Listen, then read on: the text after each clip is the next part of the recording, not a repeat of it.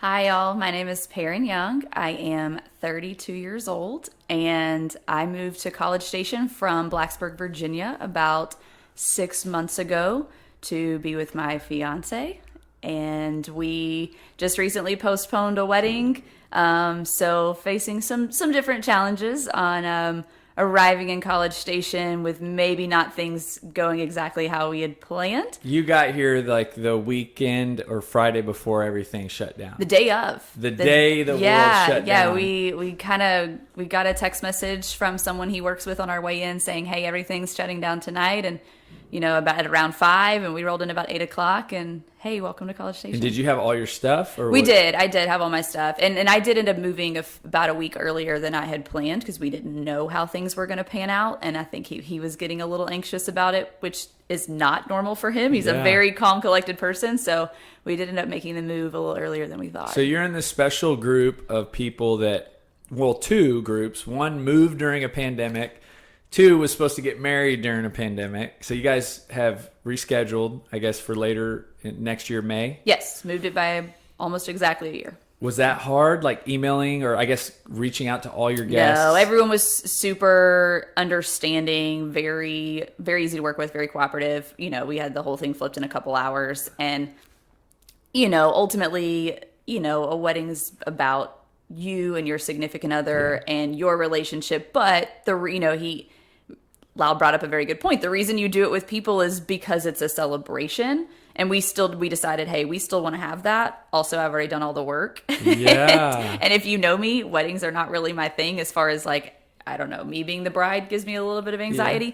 But at this point, I've already done the work. I think it's important to our family, to our friends, that kind of stuff. So we decided you guys kind of went with it. Absolutely. And, I could see probably there being two extremes, like the person that literally their whole world went upside down when they had to reschedule. And yeah, and that's the thing we talked about is it's at least something you can reschedule. Yeah. These kids that didn't have high school prom or didn't have high school or college graduations, you don't get those things back. And to me, those are such significant milestones in somebody's life. To not have that, again, you're not going to get a new version of that. You can't postpone that. So ours was something that you can postpone, and that's that's life. That's the way it works. So you moved to a new town, and you don't know anyone, right? Other than Lyle, really? Other than him and some people on his staff that came from Virginia. But you're forced to not hang out with anyone. Correct. So what was that like? I mean, really hard at first. I'm a very social person. I like to be around people.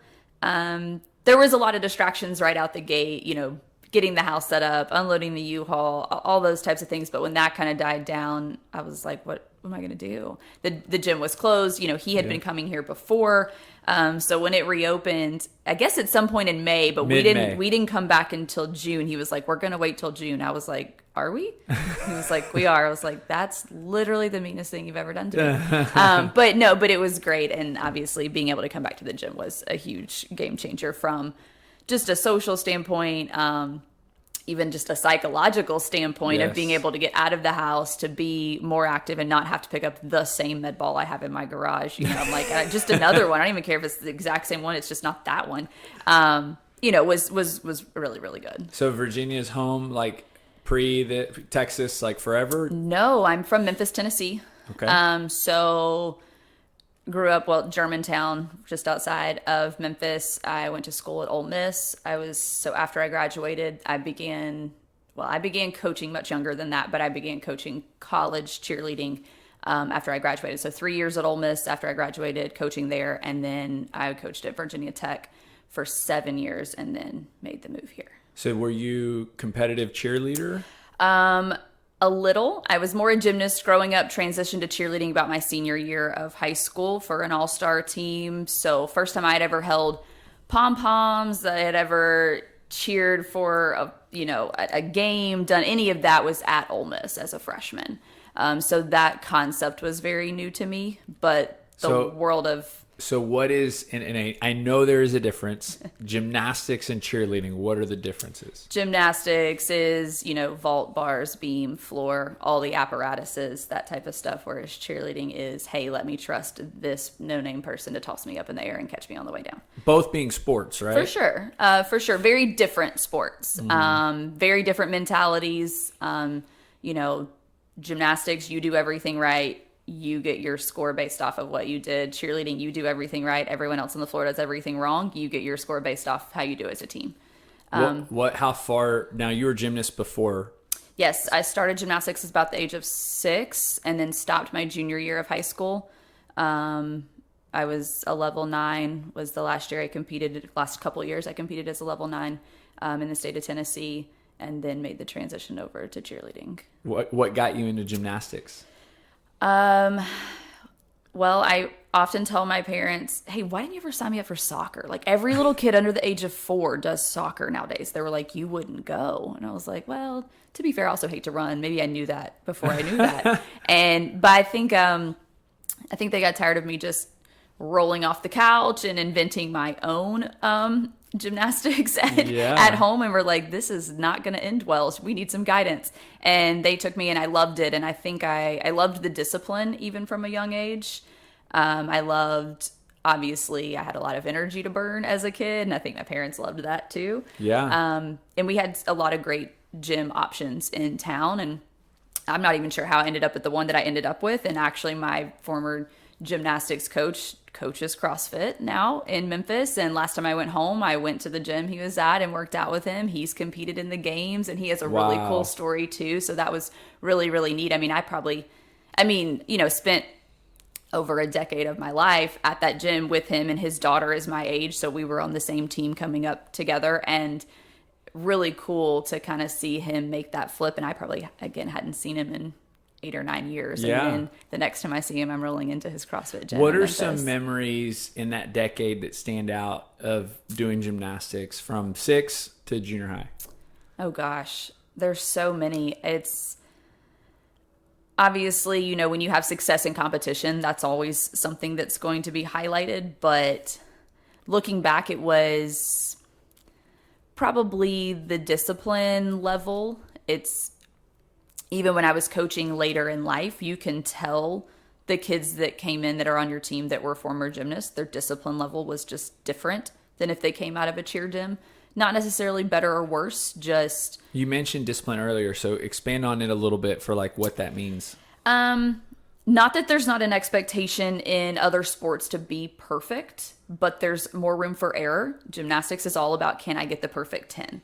It's, are your legs always perfectly straight? Did you bobble at all on the balance beam? Did you fall? Were there any mishaps here or there? And every one of those dings works against you of your goal of getting that perfect 10. But, you can take a sport like baseball, for example, and you can... 30% is great. Yeah, it's the stats are so different. Yeah. And but the things that, they do have in common, gymnastics and cheerleading, that I guess where my mentality relates really well to CrossFit is you get one shot. Like this workout, you get to do it one time, today, as good as you can do. It's not football. You don't get another down. You don't get a second opportunity. It's not like, okay, well, that one didn't pan out. Maybe we'll run the ball. No, your time on the floor is over, and you had to lay it all out there. That's the best you can do. And I like that mentality translates. So did it translate into school and life at a young age? It probably didn't translate into school as much as my parents had hoped. Yeah. I was that really lazy student that my parents were like, well, you have to make this GPA. So I would make that GPA plus the tiniest bit more.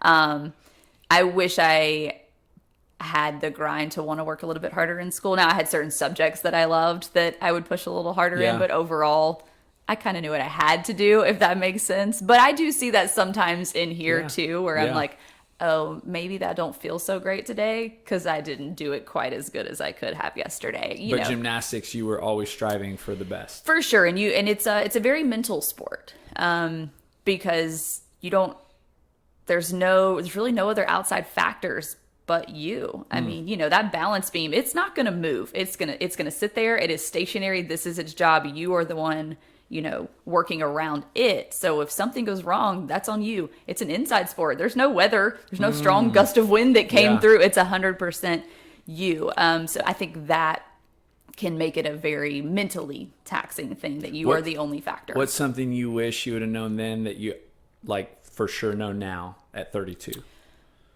Your body is capable of so much more than you think it can. You can always do more than you thought. And I think that's something I didn't really learn till probably even though I coached even simultaneously as an athlete, I don't think until I completely walked away from being the athlete to only being the coach did I really realize that.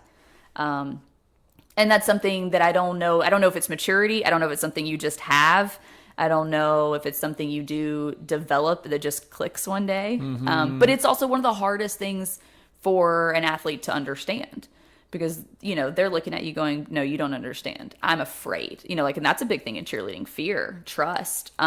Or they're like, you don't understand. My body hurts so bad. And I'm like, no, I do. I understand. But in the moment, they really don't think that you can relate to them. And I was that person too. Yeah. I was absolutely that person too. Do you see that happen again in CrossFit, or did you see it happen again in CrossFit later? I think it's very fluid. It can happen in this workout I'm going to do here in an hour. It can. And sometimes it's a day-by-day thing. Sometimes it's how I'm feeling. Sometimes you're like, I got this. And you start the workout, you're like, I do not have this. Sometimes you underestimate things. Sometimes you overestimate yourself. And sometimes those aren't bad things. They're just learning curves. Yeah. So why'd you stop in, I guess, junior high, you said 8th or 9th grade? Yeah, I kind of realized it wasn't going to be something I was going to push through college. And I think my parents had way more insight to my future in college than maybe I did. Yeah. And knew that I would struggle if I wasn't doing something athletically related. And maybe making that turn to cheerleading was going to be a good thing for me long term. I don't think they thought I was going to make a career out of it. I don't ever think that was their plan. But it did pan out that way. And it panned out that way because I wasn't the person that started cheerleading at 5 or 6 years old. So I wasn't burned out by the time I got to that. By the time I got to college, everything was still new and fun and fresh to me. So my drive and interest level was different than these kids that have been doing this for so long. Did you go straight from gymnastics to cheer, or was there like a period of time? No, I pretty much walked straight out of one gym and into the other. And then when you started cheer, you said it was for that team? Yeah, I just did it for an Allstar team in Memphis. There's a lot of good cheerleading programs around there. I mean, not saying there's not a bazillion around Texas, because Texas is kind of the hub of cheerleading in a lot of ways. But my family's been in that area for a very long time, so we knew a lot of people, especially in that world. And so walked into a gym, and I had no idea what I was doing. I knew more than I thought I knew, but I was very out of my element, because in my head, I'm like, okay, I'm pretty good in my lane as a gymnast, but this is a different lane. And I had that same anxiety walking into a CrossFit gym for the first time too. I put that off for a long time. I had seen it. I was like, oh, I think I would really enjoy that. But it was intimidating, not because I was nervous to move a barbell, not because I'm not comfortable doing a handstand, but because I was comfortable doing those things, and I was afraid to fail. And I think I've always had that. I've gotten better with that over time. But knowing that in my mind I should be good, or telling myself that I should be pretty good, that it should come easier, made it a different obstacle. It's a lot of pressure. Yeah. And again, nobody else in the room knows that. And that's the part I finally had to realize was, okay, nobody else in here knows what your background is, what you should or shouldn't be capable of. So you have to put that aside if the big picture is, hey, this is something I think I would enjoy. Yeah. So cheer, did y'all do well when you went to that Allstar team? Yeah, my interest level at that point was pretty low. And again, I was the gymnast on the team, so I was the person that only did minimal actual cheer stuff and just tumbled all over the floor. So I don't even really know half of what anybody else did. That wasn't my job. And that was a hard thing too, but it was also easier because I was like, oh, well, I was a gymnast. I don't have to worry about the other 29 people on the floor. Beautiful. Watch this. I didn't understand 8 counts per se, and those were all things that I learned a little bit later. But at the time, they didn't really need me to understand that. They were like, "This is your role," and I was like, "Did they recruit you?" Or a little bit. The gym owner at the time was a friend of my uncle's, a really good friend of my uncle's. So I had known them since I was, 10. And he had been begging me to walk into his gym for a long time. And I was like, no. But I did eventually. And again, never thought it would lead to what it did. So but you it's went been to really Ole Miss and you were a cheerleader? Yes. At Ole Miss? Okay, yes. So what kind of, we don't, you know this. We don't have cheerleaders at A&M. But what kind of experience was that? My very first game was Ole Miss versus Memphis. So that was kind of fun for me because that was a little hometown crowd, and my parents went to Ole Miss as well. So I wasn't overwhelmed by the Grove and the tailgating and all that. In fact, that's all I knew. I didn't know that that's not what it is everywhere. I learned that later on in my years of traveling throughout, to all the SEC schools. It was more overwhelming than I expected it to be because you go out there and you have practices and you have run throughs and you have all this stuff. But when you walk onto the field and there's actual people in the stands and they're right there and they can see you. And that part was different from All-Star cheerleading. That's not All-Star cheerleading. That's not gymnastics. But they're watching every move you make. They're watching, and some of them are there to cheer for you, and some of you because they're your parents, or they're there to cheer for the team, and they look over at you occasionally. There's that, and then there's the visiting team, and they're not there to cheer for you. And I'm like, what do you mean you're not here for me? Like, So it was, but really, really cool, to get to be a part of something and to kind of understand that although you're an athlete and you have your own entity that's happening on the field, you're very much also still a support sport. I mean, the concept of cheerleading, it literally has the word cheer in it. You're supporting other athletes, other sports, and not just football, but, men's basketball, women's basketball. We did volleyball, we did soccer, we did so many different sports. And I thought, my coach at Ole Miss did a very good job of making you realize that, hey, this is bigger than just you, These little kids don't come up to you for your autograph because of who you are, but because of that logo on your uniform. So understanding that, and my parents did a very good job, especially my mom, of saying, hey, like when you take this uniform off, it's different. But when you put it on, this is a role that you're filling, and this is a brand that you're representing. And that was something she really, really ingrained in me. And I probably gave her more pushback than I should have at the time, going, but I put the work in, but her still continually saying it's not an I thing. It's a logo here. And remember, you don't have a name on the back of that uniform because that's not your role. Wow. And that was a life lesson that I had to learn. Yeah. Then when it flipped and I became the coach that, I had to remind the athletes on my team of. Yeah. So what percentage of what y'all did was cheering sports, and then was there a portion of that was competitive cheer? Yes, it was both. My freshman year, we did not compete. But again, my interest level in that, I didn't go there to necessarily be a competitive cheerleader, but I am glad that they did make that flip. So my sophomore year, we did compete. That was the first time Ole Miss had competed in 15 years. So at that point, it was new to everyone on the team from a college competition perspective. And it's been really, really cool to watch it grow over the years. To know that I was on that first team that came back in 15 years was really neat. And then to be able to flip and coach that team was really cool. And they did, win a world championship when I was there. And that was really neat and cool to be a part of. You were on the team? I was coaching the team. Wow. But to be able to watch the athletes, do something that I had never had the opportunity and ability to do is really neat. And they've grown so much as a program. I've been gone a long time now, but it's still really awesome to watch and to be a part of. Most people understand, I think, because it gets more attention, like the amount of work associated with being a football player.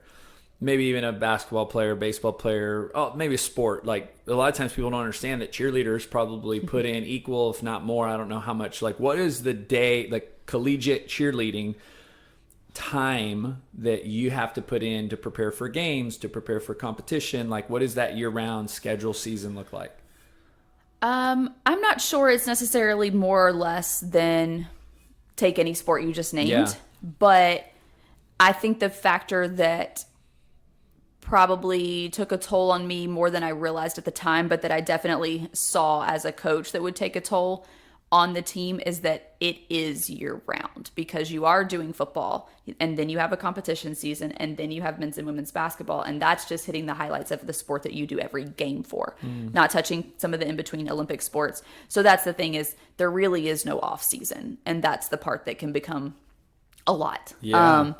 But that's also the part that makes it really fun, that you are involved in so many different things. But there is kind of a point where you need that slow season. But again, once basketball ends March, April, if your team's good, you're turning around and having tryouts for the next season, last weekend in April, first weekend in May. So those 3 or 4 weeks where you should be, quote unquote off, you're preparing to try to make the team again. Yeah. So it's not necessarily off. I feel like it also probably goes without mentioning, but cheerleading is working out essentially the whole time. So what did workouts look like for you in college? Well, I was on a team that was 100% co-ed. So, 18 girls, 18 guys. Mm-hmm. So I wouldn't say it was probably quite as much a workout for me as it was my partner, who was tossing me every single day. Yeah. And, but that being said, it's not that it wasn't hard. It had its moments. In competition, preparing for nationals, practices were a completely different beast than game day. But we did lift in the weight room. We had a strength coach. So that was the first time that I had been exposed to that type of stuff, barbell and all of that. And sometimes we had different years. We had strength coaches that were, over baseball or over football, and you could definitely tell what sport they came from. Yeah. But they, over the years, did do a very good job of understanding that you don't have a background in this and, taking it slow. And so when I came to CrossFit, I'm not overwhelmed by the barbell, not a pro by any means, but it's not, yes, for sure. And you have had strength coaches over the years as a coach or as an athlete that, really took the time to study your sport and understand what do you need. That as dancers, they need, core stability. As cheerleaders, they need explosiveness.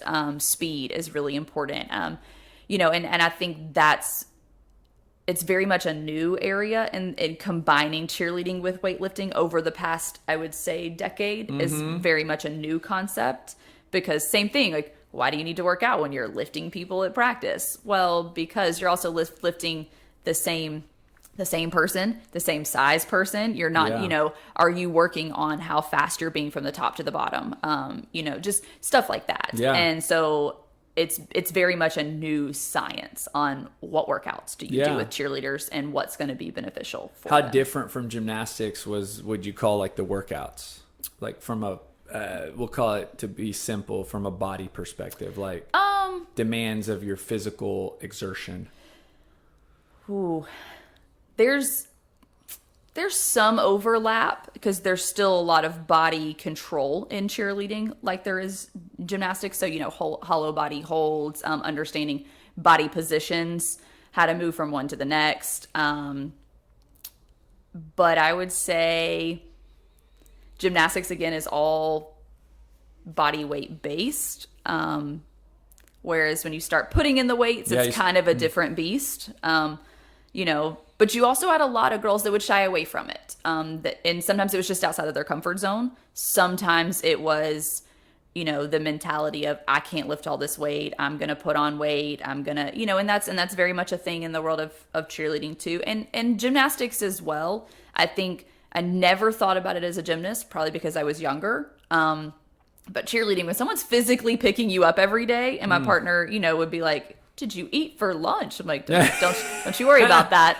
But you do become a little more sensitive to it. So then you do associate the weights with muscle gain, and therefore weighing more. And so you are more self-conscious about that. Now, I never had coaches that, I thought handled that stuff poorly, or ever told you had to, be this size or look this way. Slope? It is a very, very slippery slope. And as a coach too, it's something that you have to be very careful the way you tread, because it is very much a mentality that a lot of those girls have. So you have to be careful. And what you have to let them understand is that being in the gym is a lot of what you're going to do. Yes, it's going to be cardio based. Yes, we're going to lift and we're going to have some strength portions, but a lot of also what we're going for is injury prevention is a lot. You can get a lot out of, moving weights and doing things in the weight room that I can't do with you at practice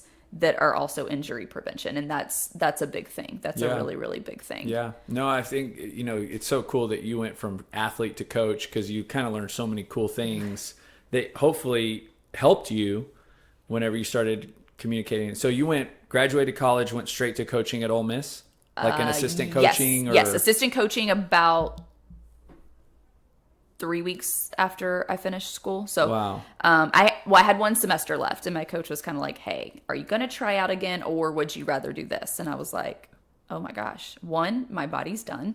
So not trying out. 2, I would love. When you say your body's done, you're just worn out, like just. Yeah, it the downhill spiral for a female is very different from a male, and I learned even more about that as I started coaching a co-ed team. Your guys are just starting to peak when you're getting them at 20. Your girls are on the downhill slope as incoming freshmen. If whatever their like tumbling skill set is when they kind of come in at the age of 18, it's probably not getting significantly better. There's a reason your female gymnasts all want to try to get into the Olympics at the age of 16, because they can hopefully get into 2 if they can come back at the age of 20, because it is just the toll it takes and just the way the female body works. You were so just ready different. To be done too. Yeah, and it's really funny. It's the seniors on my team are always like, oh my gosh, like they watch the freshmen and they're like, good for you, because and it's always the girls, but they get very frustrated because a lot of the guys, they come in and they struggle their first 2 years, but by the time they flip to be about 20, 21, they skyrocket. Wow. Because guys typically peak in age and all that closer to 25. Yeah. It's just, they're very different animals. And now I need y'all to work together and be on the same team. And, it's a very unique dynamic. Complete sidebar, how do you view these female athletes in CrossFit and what they're able to do at the ages they're at? And I think that was probably one of the most eye-opening things for me coming into the gym. And initially I went to the gym in Blacksburg, and the gym owner is female. She's a mom. She has 2 kids. And they're older. They're I think 1 just graduated, so I'm not going to speak to how old she is because I'm not really sure. I just know she's older than me, but she's an absolute beast in the gym, and you're like, oh my gosh, and she's got she looks amazing. Like, you're just like, what?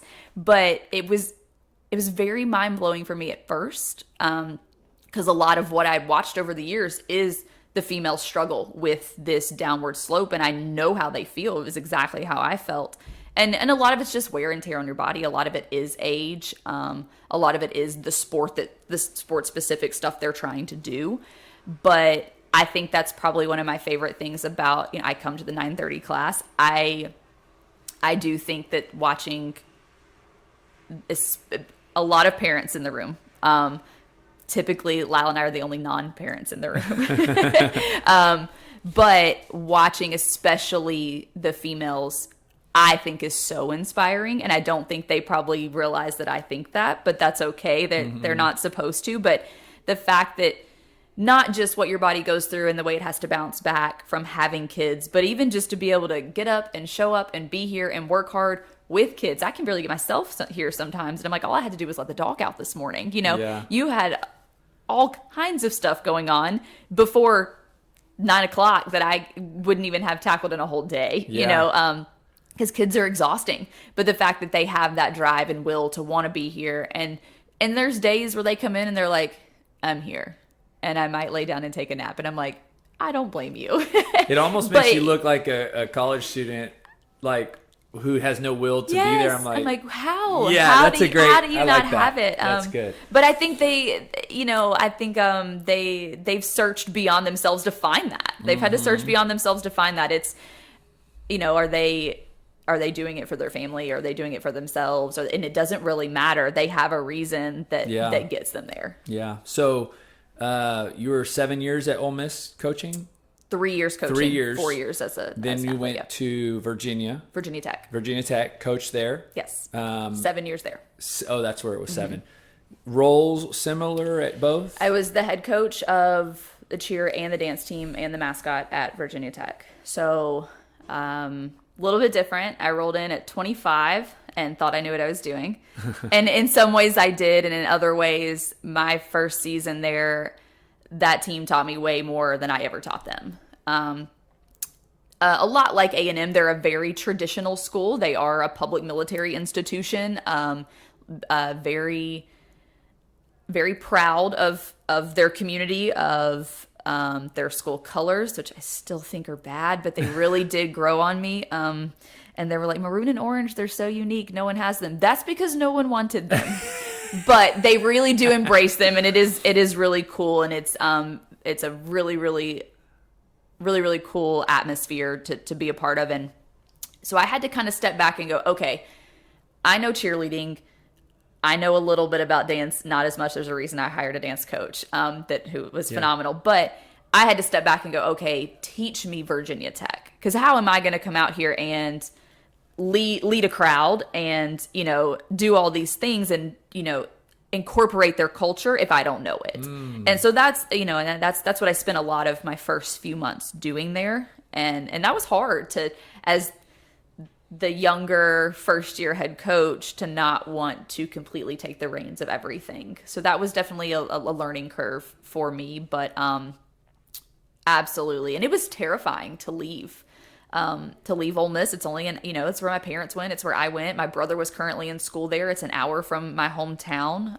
It was like that was how it was supposed to be. Yeah. And actually Ole Miss had offered me their head coaching job. Wow. About 24 hours after Virginia Tech had offered me theirs, and I hadn't accepted either one. And I just thought, you know what? I'm not married. I don't have kids. This is really scary, but you don't get this opportunity often. So you have to take it, because there's so much out there, and I will never know what that is if I don't go. And if I get there and I hate it, you can always come back, because this is still my home and you can always come back home. But I have to go and I have to try. And it changed my entire life. I learned a lot about myself. I worked with some of the most amazing people who are some of my best friends. I got to coach some phenomenal athletes, and I met my future husband. He showed up there about a year after I did. Our paths would have never crossed. I mean, he's from Kentucky, and then he was working at Marquette and came to Virginia. I was in Mississippi. It doesn't make sense. Like that's not real. But it is. It's one of those things that it was meant to align that way. Yeah. So you said you learned a lot about yourself. I'm sure we could record a whole episode on that alone, but what are some things that you learned in your time at Virginia Tech about you? I think I learned pretty quickly that you're only as good as the people you surround yourself with. I was very fortunate to find some assistant coaches that not only were very, very good in their field of cheerleading or dance, but just really good people. And I actually managed to have them my entire time there, which in sports in general, coaches are very fluid, especially assistant coaches when they're trying to find their niche or move their way to the top or become a head coach or whatever. And the fact that I held on to these the whole time was an absolute blessing. And I could not have asked for a better staff, because it allowed us to create a culture, of family and of positivity and a really close-knit team, which is hard to do. And I mean, I had about anywhere from 65 to 75 athletes a year. So that's hard to do, to build this network inside. But I learned a lot about who I was as a coach and what kind of culture I did want. And I took some things from the teams I had been on before, and then there were some things I didn't take. But learning that you have to surround yourself with the right people if you're going to grow. And they don't always have to be, you don't have to have the smartest person. You don't have to have the most talented person. You need a well-rounded individual that has the same vision that you have, or at least when you share your vision with them, they start to embrace it. And you have to get them to buy in, because if they don't buy in and you're not all moving in the same direction, you're not going to be successful. And the way I measure success, and I would say the way most college cheerleading coaches measure success, is not national championships. A lot of your teams don't even compete. My job is not dependent on if I ever was, former job, was not dependent on if I ever won a national championship. And getting your team to understand that too. And that doesn't mean you're not competitive. I am one of the most competitive people by nature ever. But it means that most of you are not going on to be professional cheerleaders or dancers. You're going out into the real world. So while this is important and it's going to shape a big part of who you are, how else am I benefiting you by being your coach? What life lessons are we learning here today that don't have anything to do with cheerleading? It's like building better people. It is. It's exactly what it is. And it's how do you send those people out into the world to be the best version of themselves and to be contributing members of society, to graduate. The whole point is you came here to get a degree. Yeah. This is just an added benefit and perk and something that God has given you a gift for, that you should use and use that platform, use that uniform and that logo on your chest to make an impact. And it can be the smallest thing. It doesn't have to be a big thing. It can be the fact that you stop to talk to that little kid on game day. They will remember that, and kids are going to talk about that for the next 6 months, and their parents are going to wish you hadn't stopped, because their kids are going to talk about it for the next 6 months. Yeah. But it doesn't always have to be the biggest thing. It can be a very, very small thing. How hard was it to leave Virginia Tech? I think Lyle thinks I still hate him. Oh, I know. I almost wanted to say I don't want to make you cry by asking this. But... it was hard, honestly. That's the one thing the pandemic made easier. Which sounds so selfish to say, but this season in sports doesn't look like any other season. So, that would have almost made it harder if this year had been my last year. So it just, the timing worked out the way that it should. And he was here, in College Station a whole year before I was. But, he had a lot going on with just moving here and a new job and all of that. And I selfishly wanted one more year in Blacksburg. And I think that was a really good growing period for us. No, to leave was really hard. It was really hard. And it wasn't just leaving, the friends and the connections that I had made there. It was the town, loved the town, hated the winters, but loved the town. It wasn't just the university. I think they are a very, very well run organization, from the top down. Wasn't just the athletes, but it was more, I've invested 7 years of my life into this. And so I'm just like, okay, who am I handing it off to? Where's this going to go? Am I going to look back in 2 years and it's going to be something completely different? And I think the reason that's so important to me is because as a former, college cheerleader, that alumni piece is still important, that feeling connected. And I want the kids I coached to have that connection to Virginia Tech long after I'm gone. And I was very fortunate that they did, the hiring committee did ask my input on a lot of things. And again, the pandemic completely changed the surface of, I think, the way it may or could have played out, because they weren't able to bring candidates onto campus. They had all kinds of challenges that they didn't think they were going to have. They ended up actually hiring my assistant cheer coach to take over the program. He was a former Virginia Tech cheerleader, which is part of the reason I brought him on my staff. Day one, I'm trying to learn Virginia Tech. Well, who knows that better than someone that just cheered here for 5 years? So I'm not sure the math, but I want to say this is his 14th season now at Virginia Tech, if you include his cheering and his coaching days, and he's now the head coach. So that's really, really good cool. Hands. Yeah. Really cool to get to see that, hey, he's going to take it, and he's going to make it his own, but it, I hope, came from a good foundation that I helped set. I'm sure he learned a lot from you. Well, I learned a lot from him. So, it's almost like you've had this life of activity, of fitness, like you never have stopped. But when did you find CrossFit specifically? I would say that's accurate. I didn't really stop, but there was a period after I was done with cheerleading. So I was about 21 until about the age of 29, which is when I walked into a CrossFit gym. There's an 8-year period where, yes, I was active. We have, I've been in college athletics the whole time. Well, there's a free gym right there.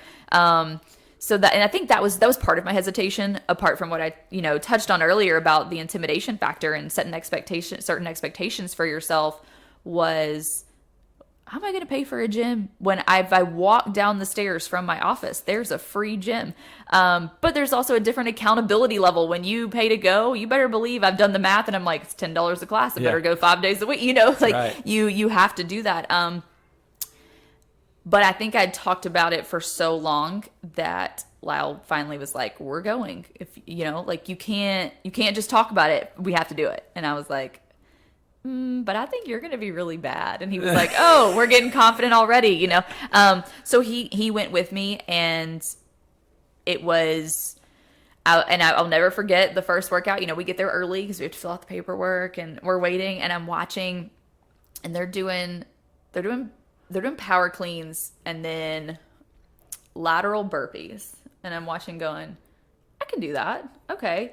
And I don't know what an AMRAP is. I don't know. I'm reading the board, and there's at least 5 abbreviations that I'm pretty sure they just made up before class started. And I'm like, it's going to be fine. Everything's going to be fine.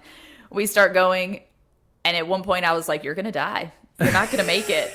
That's false. You are going to make it. You just aren't going to do very well. You're like, but I did it. So I'm really glad my first class was an AMRAP, because at least you could do whatever it was. Everybody finishes at the same time. Yes, there was no, oh my gosh, everyone's going to be done in 11 minutes and I'm still going to be going in 19.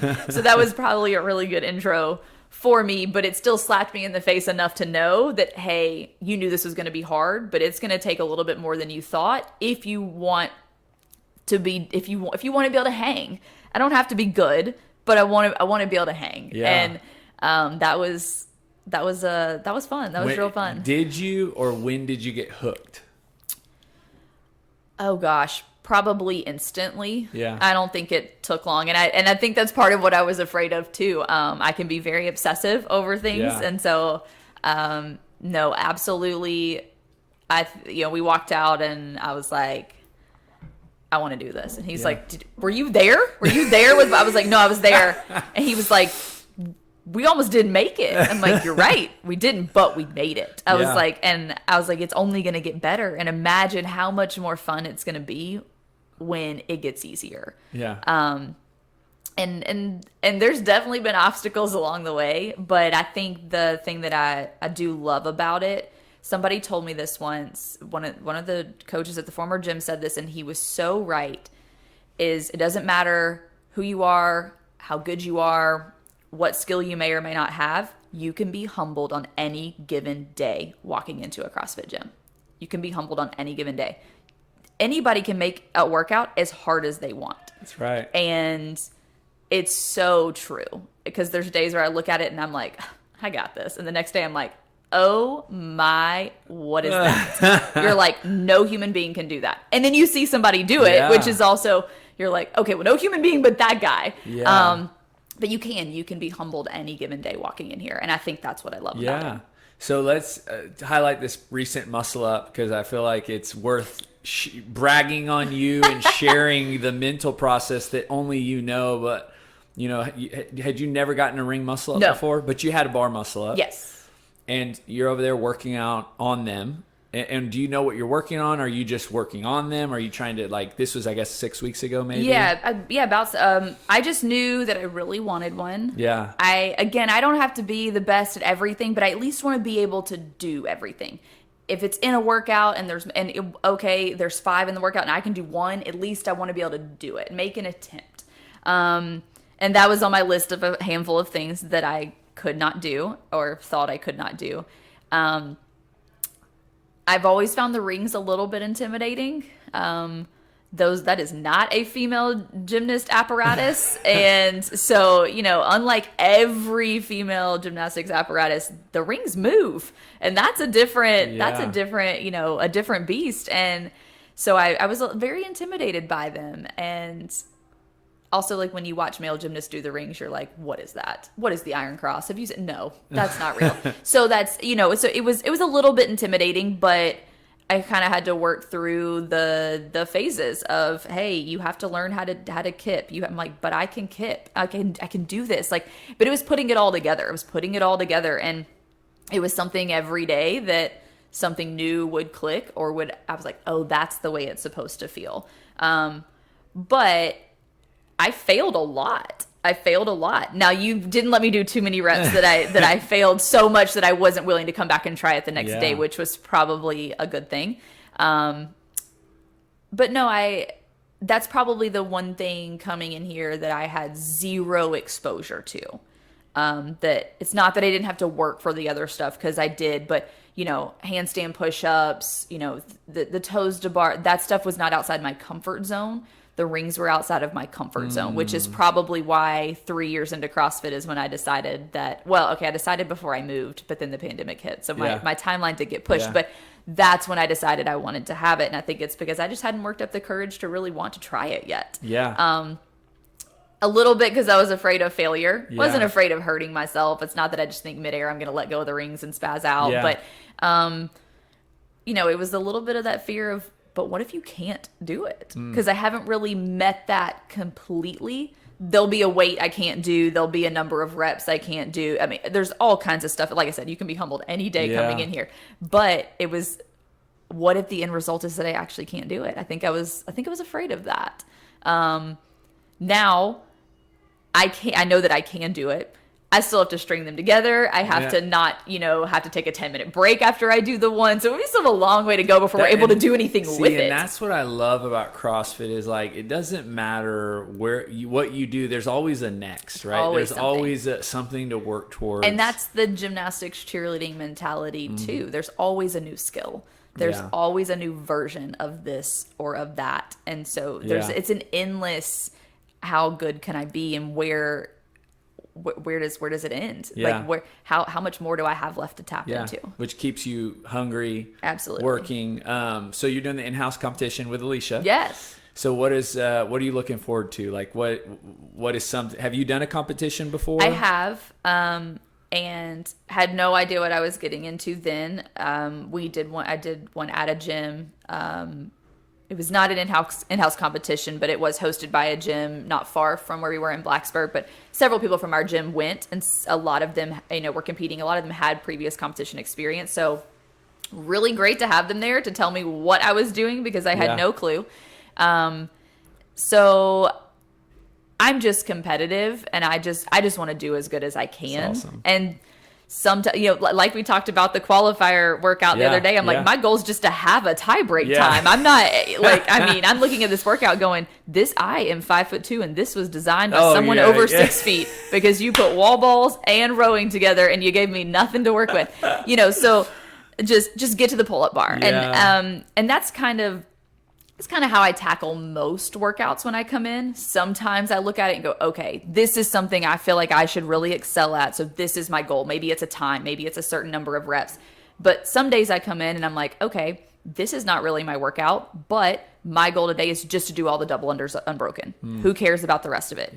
Especially if I'm having to scale parts of it, don't worry about what your time is. Don't worry, because you did a scaled version of it anyway. So yes, it matters, but it doesn't matter. But pick something small within that workout to where I'm still willing to go hard for a reason that's different than the time on the clock or the number of reps. And so I'm very much a head case. I was a head case as an athlete growing up too.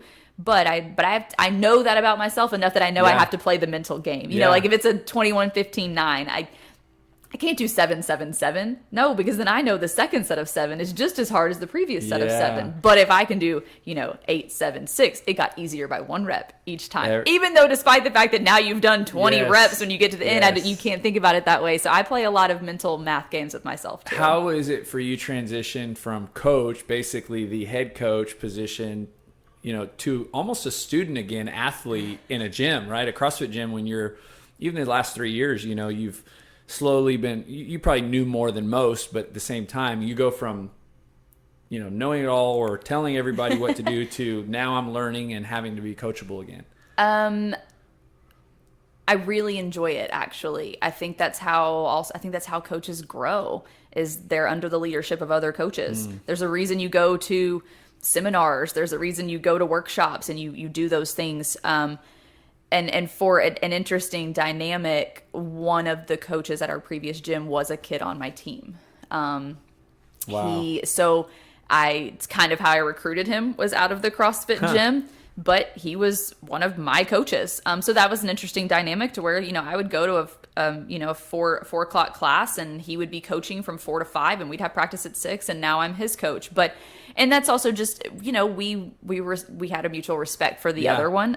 And that's the thing when you come in and it has flipped, that you respect the fact that this is your lane, this is your area of expertise, and if I want to get better, I have to find awesome. find a way to put put that aside. But I'm sure you've seen Lyle and I in workouts before, and we butt heads, and that's we have differing opinions because we're both coaches and we both want to do it certain ways. And there's a reason we're probably not doing the in-house competition together. It's too many coaches and too small of a space who really don't have the expertise to be in charge of any of this. But I love that ability, right? It's a humility that is necessary to transition from those, and that is how we grow, right? Sure, In absolutely. humility, we grow. Okay, last question. Title of the podcast, Building Better People, kind of mentioned earlier. Sounds like that's the overriding theme in coaching your athletes, and that's really the heartbeat of the gym, right? Is like, we recognize you're going to get fit. You may get a muscle up. You're going to get some skills sets, but more than anything, there's a whole life story that's happening that I'm motivated not to necessarily influence directly, but that I believe to a conviction that is getting influenced because you're committed to a fitness journey. How's that true for you, and how has working out helped your life in you becoming a better version of you? So you say building better people, and I think you can't begin to build better people until you are at least actively working on building the best version of yourself. And fitness is a huge part of that. I don't think it matters who you are or what walk of life you're in. It plays a role in your mental clarity. It plays a role in your energy level and how you approach life. And I think a big part of being able to influence others and build others up in a positive way is what spills out of you is based on what you put in. Mm-hmm. So that's not just your nutrition. It's not just the working out. It's spiritual. It's who do you surround yourself with? What people are around you? And I think it's the whole package, and you have to have it all. And you don't have to have everything right on every single day, but you have to have some type of vision of who am I, where do I want to be, and how can I bring others along on that journey with me. And I think you've done a really good job of that here. And I say that because I haven't been here that long. I've been in College Station for 6 months, at the gym for maybe less than 4. And, we've had people invite us to play on their softball team, invite us to go to dinner, come to church with them, meet their kids, all this stuff. And that's to me a direct reflection of this environment where they feel at home here. They feel this sense of family, and they want you to be part of that family too. And that's really cool.